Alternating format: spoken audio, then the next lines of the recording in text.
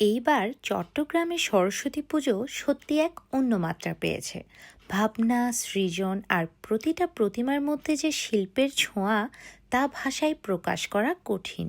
এত সুন্দর, এত শৈল্পিক, আর সবচেয়ে ভালো লাগে সবকিছুই আমাদের বর্তমান জীবনের সাথে গভীরভাবে জড়ানো। প্রতিটা প্রতিমা যেন শুধু দেবীকে নয়, আমাদের সমাজকেও তুলে ধরেছে। দেখে সত্যি মুগ্ধ হয়ে যাচ্ছি, আর মন থেকে চাই সামনে আরও এমন সুন্দর চিন্তা, আরও এমন সৃষ্টিশীলতা আমরা যেন দেখতে পাই। প্রতিটি পুজো এলেই আমরা নতুন করে বুঝতে পারি ভ্রাতৃত্বের মানে আসলে কতটা গভীর। রাত জেগে পুজোর আয়োজন, ছোট ছোট দায়িত্ব, আর সবার একসাথে হাসি, আনন্দ সব মিলিয়েই পুজো।